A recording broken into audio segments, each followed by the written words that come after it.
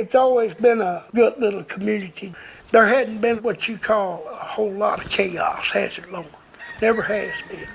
Everybody knows everybody. Ladies and gentlemen, I am honored to introduce the Governor of the state of Texas, the Republican candidate for the next President of the United States, and the newest citizen of our great city of Crawford, George W. Bush.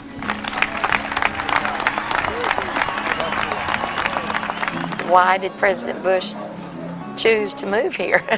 You know, that's $1 million question. I have no idea. He was about to run for the presidency, and he was going to have to be from somewhere more than just the governor's mansion, I think. When you've lived in a small town and you see it die away like we had seen Crawford, and you see an opportunity come along, you get excited. The day that it come out in the paper that President Bush is going to buy a place here, every one of our buildings is down Main Street. Every one has been rented ever since.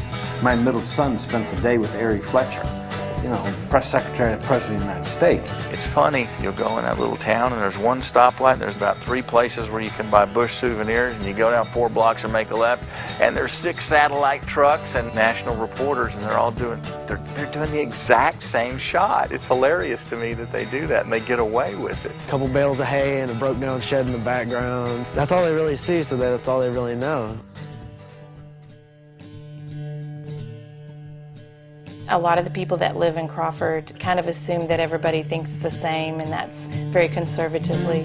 I don't. They make you try to fit this mold, especially as soon as Bush got here. I don't know how you support the military and their families and say y'all are being idiots for being over there. I'm not a Bush supporter. I can't really say that out loud because then everybody's like, are you a terrorist, son? You got them lowlife sitting up here running down our troops. It comes down to who can you believe. Could you believe Bush if he told you anything? Our answer was no. It's almost like an agenda against our president. I don't agree with that agenda. To have us almost just thrown out of town, that's going a little bit too far, I think.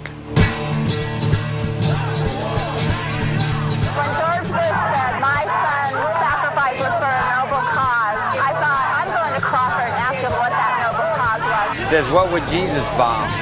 Freedom's not free. Freedom's not free. We lost the war in the 60s because the silent majority stayed silent. We've learned our lesson. We're not going to let this happen to these troops. At this point, it's like, I don't care what you're supporting. I don't like you. We came to Crawford to ruin his vacation. 50 years ago, she'd been hung for treason. We're so sick of it. Go away.